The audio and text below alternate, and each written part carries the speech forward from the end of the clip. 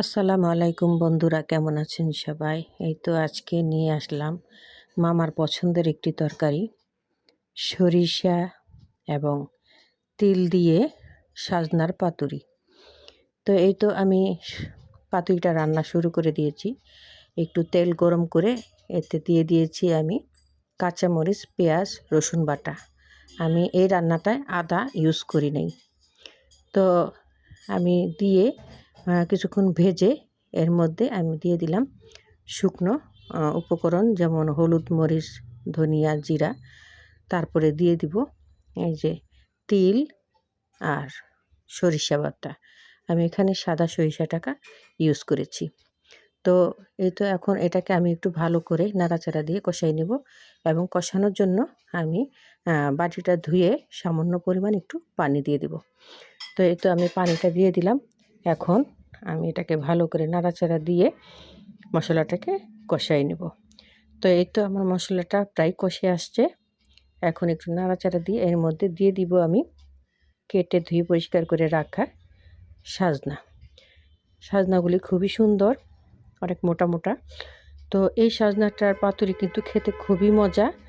আর আমার মামা অসুস্থ, তাই এটা খেতে চেয়েছে, আজকে রান্না করলাম। তো রান্না যেহেতু করছি, তাই আমার বন্ধুদের সাথে শেয়ার করব না তা হয় না, সেজন্যই এই রান্নাটা শেয়ার করছি। তো আমার এই রান্নাটা আমি নাড়াচাড়া দিয়ে ভালো করে এখন ঢেকে কিছুক্ষণ রান্না করব, মানে কষাই নেব।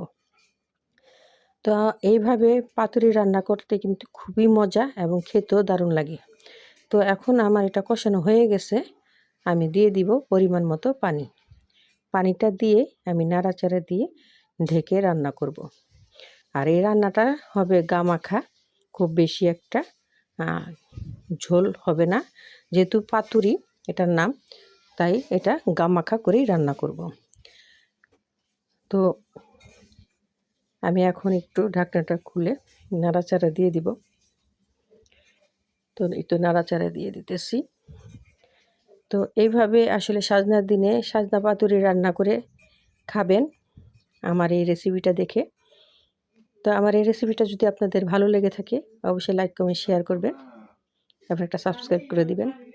তো এই তো আমার সাজনার পাতুরিটা প্রায় হয়ে আসছে, আর বেশি রান্না করব না।